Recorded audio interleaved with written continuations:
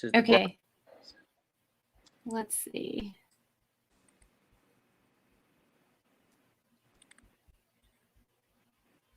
People's leaving here. They're probably searching for it now. I don't know. Yeah. Hopefully, what do we tell them to get to her channel? Or guys, like I said, I am so sorry. Mia's here. She's willing. It's not her fault. We will. Okay, it's on her page now. That's what we're trying to do. I see. Ghost Rider says he made it.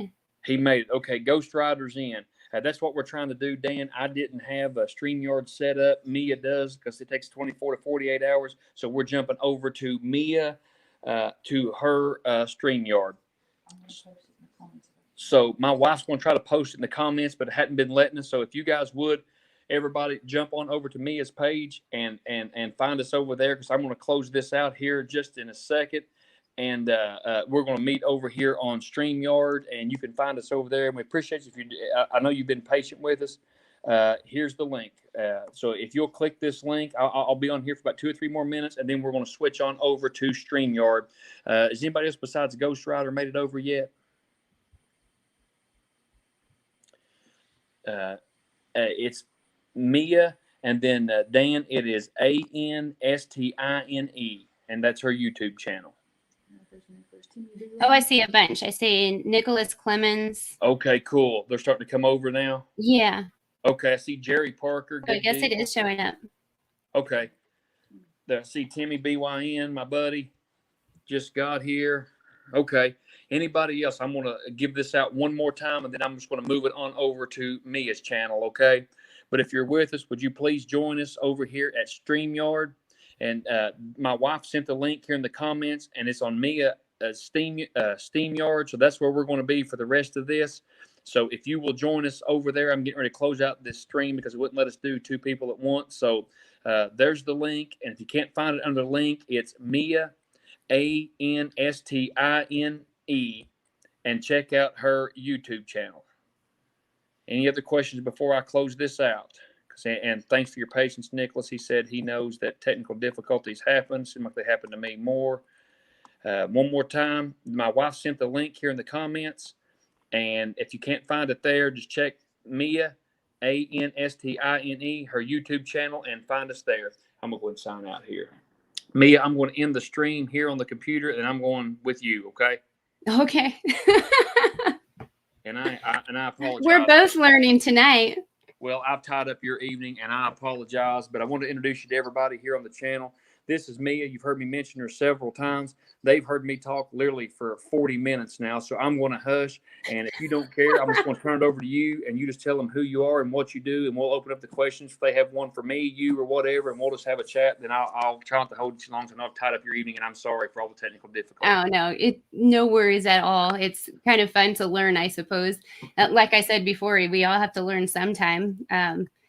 And I've been on people's YouTubes where they've invited, but I guess they were using another service also. I don't know. So I'm sorry. Yeah. But I do see somebody said, "Hi, Mia. Who is Mia?" And I do a lot of things, so it's kind of hard to put that in a little tiny summary. But I'm an outdoor writer. And I'm a firearms instructor, an archery instructor. I'm a hunter education instructor. I am a Second Amendment advocate and a wildlife and conservation advocate. So I do a lot of different things. But that's the condensed version of who Mia is. Just real quick, somebody asked in the comments earlier on my video about you. I think I brought it up maybe about what you carried, and you said 389, 45, 357. Would you care to explain when and why you carry what caliber? Yeah. I generally carry a Kimber K6S, a 357. I really like the feel of that. The higher calibers are what I carry most often, and primarily because it's what I'm most proficient with. And I recently wrote an article for Shooting Industry magazine about women and larger caliber guns, because I've had it happen so often. And a lot of ladies in groups on Facebook and stuff have said they've had it happen where they go into a gun store and they're like, oh, for example, I saw a Desert Eagle and I'm like, I really want a Desert Eagle someday. And the store clerk laughed at me, and I just like, she knows me even, and she laughed at me and she thought I was joking. But my husband and I, for a Christmas gift, we both went and took some concealed carry scenario training with Lanny Barnes, who's one of my good friends. And I started out with the SIG P365. I started out with that because I had more 9mm ammo. And I was doing all right. And then the second one, we pulled out my Kimber 45 and I started shooting with that. And when she'd do time scenarios, my groupings were just so much better with the 45. And she kind of commented that, wow, you're a lot more confident with that gun than you are with the other gun. So it's just, and we've talked about it, my husband and I have, and I'm not sure why, but I like larger calibers. And like the 380s, it depends on what I'm wearing, if I can conceal it or not, like if what I'm wearing, especially in the summertime, it's harder to conceal the larger guns. So, and that Sig Sauer is pretty compact, so it works pretty well. And if you're just joining us, wants to tell everybody hi. And since you said about the Kimber, Timmy, I knew you would like that. But somebody else had a question for you here. What's your thoughts on carrying, it's Nicholas Clemens, full metal jacket ammo for new carriers who haven't been able to find quality hollow points yet? He says, I use carry Federal HST, but what's your thoughts if full metal jacket is what they have? My thoughts, and I know you've even talked about it in some of your videos, is, I mean, if that's all you can find, then that's what you've got to carry, in my opinion. Well, I've done some testing with the 45 ACP I mentioned earlier, which was in a 1911 full-size platform. But with the 5-inch barrel, the full metal jackets were performing outstanding. I mean, they were fabulous. And I try to carry hollow points myself, but if I don't have them, I mean, I'll take full metal jacket any day because full metal jacket's better than nothing. I mean, that's what I think. Yeah. And you care to tell us a little bit about all your hunting experience? I know you guys take tours. I know you got some monster elk. And that's another thing. You actually live not only with two-legged monsters, but you live where there's some pretty dangerous game. I mean, you got elk, moose, bear, a lot of dangerous game as well. Yeah. And, it's interesting that you say dangerous game and you mention like elk and moose. Because most people think of the bear and mountain lion as dangerous game, but really in Colorado, moose are probably the most fierce game that we have and that you need to watch out for. I live in Colorado. I live in Southwest Colorado, and we used to guide full time. And when my daughter graduated a few years ago, we kind of scaled back on our outfitting and started doing our own like personal hunts.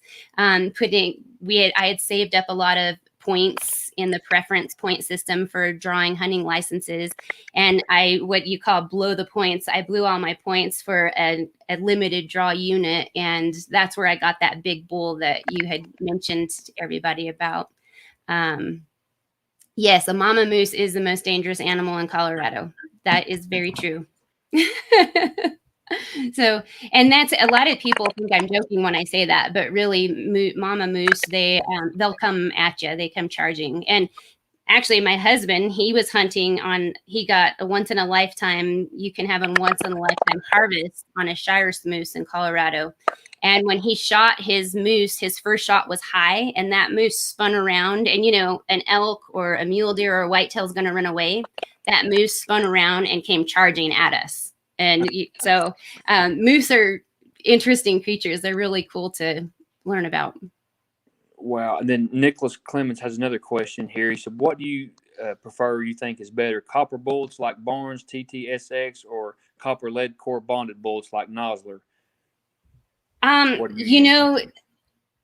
What I've done with most of my hunting rifles is when I'm sighting them in, I try to get the most velocity out of the bullet, period. But then also we reload a lot, and I try different projectiles on the top of the bullets to see which ones my gun likes better.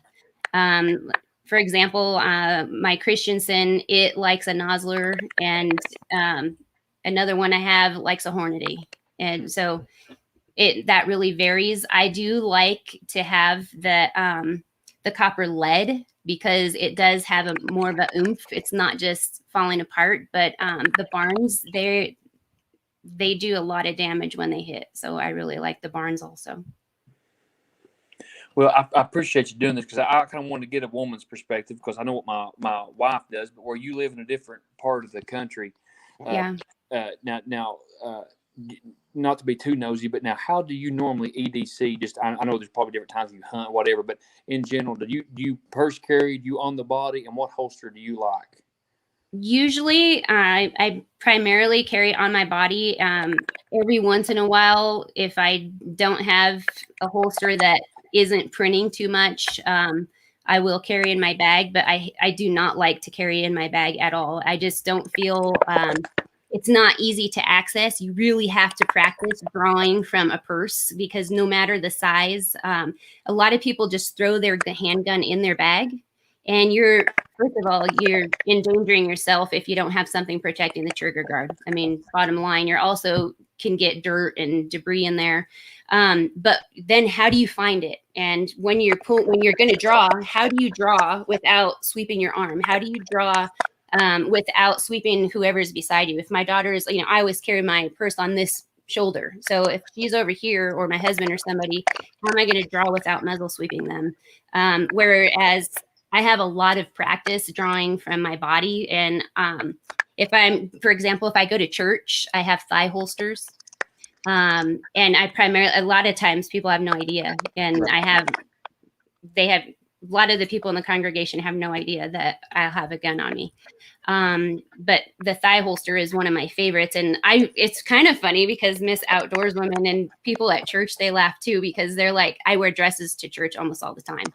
And even around here, it's so hot and it's kind of easy to just throw on a dress rather than, I'm going to match this outfit and figure out this shirt and blah, blah, blah.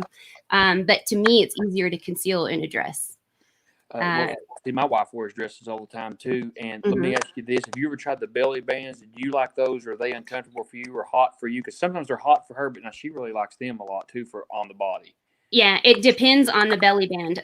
Since I'm a writer, I've been sent a lot of them to review. And some of them, they don't have a way to keep the gun in the belly band. And depending, like if I'm out here on the ranch working, it can work its way out if it doesn't have a way to keep it in the holster. So, and then there's also some that they don't have a hard enough protector in the sleeve to keep the trigger guard from getting bumped, in my opinion. So in some of them, you tighten them and they're not staying in position. They're kind of moving around. So it depends on the belly band. I do have some that I use. I'll also use a boot holster. And with the boot holster, the 380 fits the best in my boot. Okay.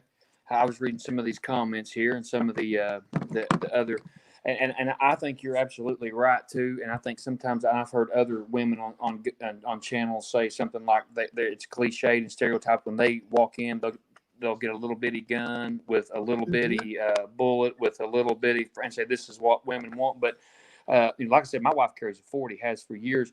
But I think so many times it's not really the recoil as long as you're holding it and you're aware of it happening. Because when me and my wife first got married, she'd never shot a gun, so of course we started out with a 22. But as she progressed, I mean, she shot everything from that Desert Eagle that Hootie Who had to 454 to whatever 45, 70, whatever's around. So I think that is a cliche a lot of times with women. But I tell you what, now I mean this, whether it's my daughter or my wife. I've always thought and believed with all my heart that the first shot, and I like ammo, I like capacity, but I believe with all my heart the first shot is going to be so much more crucial than the 15th. I really believe that. So if my wife or my daughter in a self-defense, whether it's a moose or whether it's a two-legged monster, I would rather them have that one shot with more power and velocity than a 22. I really do. I'm especially for home defense or self-defense, I'm for as big as caliber as you can possibly handle comfortably, male or female. Yeah. And being a hunter, I 100% agree with you. I mean, that's when we're hunting, you want something that's going to do the most damage. And that's that's the same thing if you're a self-defense scenario. And when you talk about that, something that came to mind, I went on a hog hunt with Remington for Remington Country TV a few years ago when they came out with their 10 millimeter.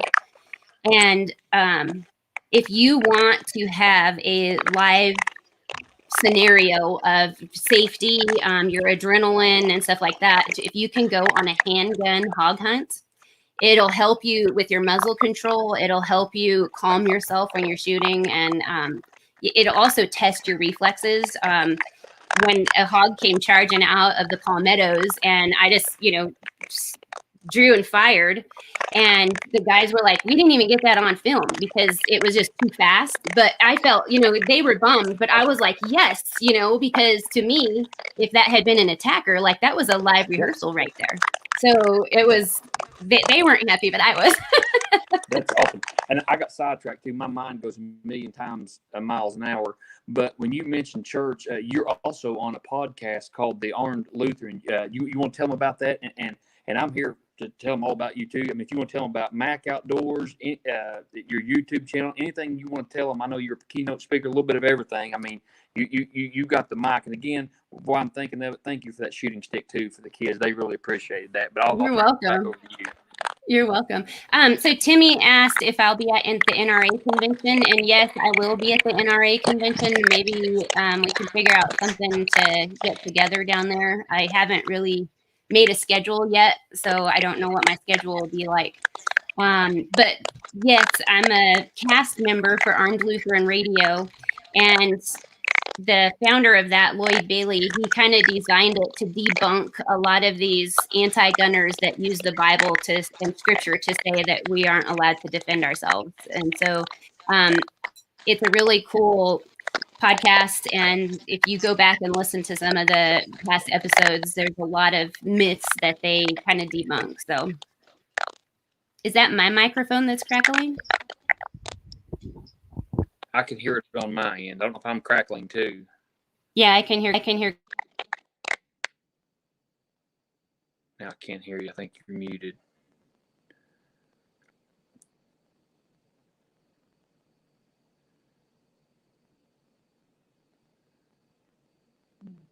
I can't hear you, Me. I think you're muted. Now, can you hear me? Go. I can hear you. Is it still crackling? Yes.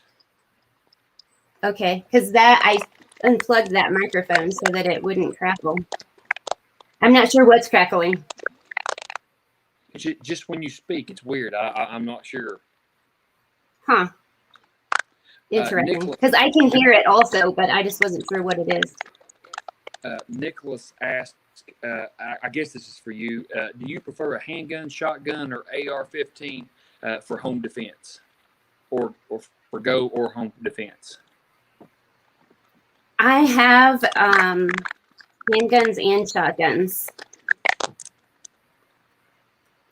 So whatever's handy then, huh? Yeah, whatever is closest, depending where I'm at. Where we live, we don't have neighbors close by, so I don't have to worry about shooting through a wall and hitting a neighbor or something like that. Okay. Well, I don't know if that question was for me or for you, but I'll be honest with you. We have all the above, and I don't want to sound weird or paranoid, but whatever room we're in, we've got one close. A lot of times it's on my person, even at the house. But the thing of it is, I don't want a gun way back here in the bedroom, and my wife being here to make cooking supper and somebody kicking in the front door. You know what I'm saying? So usually we have something close to us at all times. Different platforms and different rooms depending on the scenario. But so basically, you're me answering the question, Mr. Clemens, is yes, we have all three, and they're all in different strategic places around the house. And no, Timmy, that was my dog. He said that was my dog making the sound. We got an indoor lab, and she is noisy, so we took her outside during this video. So it's not her making the noise this time. But me, you were kind of cutting out on me. I couldn't hear everything you said. Oh, I'm sorry. Well, I appreciate your patience, Mia, and I appreciate you letting us come over to the StreamYard. I'll try not to hold you anymore. I know I've held you a long time. Thanks again for coming on here and doing this. Would you like to conclude anything or wrap this up or tell them about, your channel, your plans, whatever the case may be, where all they can find you besides Mac Outdoors, and anything you want to leave here? Then I'll let you go. And again, thank you so much. Well, I'm glad to visit with all of you guys, and I wish that all of our technology worked a little bit better. We'll have to figure it out eventually. So weird that it's doing that when I speak. But I also want to say I hope you guys are using the shooting stick, because I know what it's like for youngsters when they're using a shotgun that's too long and it's hard to hold. So. Yes, especially for little John, my little boy. He's just turned 8 in February, so when he's trying to hold a big gun, to put it on a rest like that makes it wonderful for turkey hunting or whatever the case may be. So, Mia, again, I am so sorry about the technical difficulties. I'm so sorry about YouTube, but thank you so much for your patience. Again, the shooting stick, for the questions that you've answered, and we're not going to make it to the NRA convention this year, unfortunately. I hate that. I'd love to see Timmy and Hootie Hoo and all those guys. I'd love to see you again, but maybe the next convention is a little bit closer. My wife and kids will try to pack up. Maybe we can meet you again, and if we see you and your husband and family, we'll take you guys out to dinner. How's that? That would be great. Hopefully I'll see a bunch of you there. I'll have to share where I might be and stuff like that, so we can all get together. Hey, that sounds great. If you're ever in this, our neck of the woods, holler at us, and we'll do a range day. We've got a 454. Like I said, I'd love for you to shoot. Tell your husband I've got a couple 1911, just some fun guns that I've got that Mac 10 that's it's fun. So we'll get together. If you're, like I said, ever out this way, want a range day, and you want to burn up some lead, you all come over and we'll make a range day of it. Sounds good. Thank you, Mia. You have a good evening, and again, appreciate everything. Thanks, everybody, for watching. Okay. Thanks. See you guys.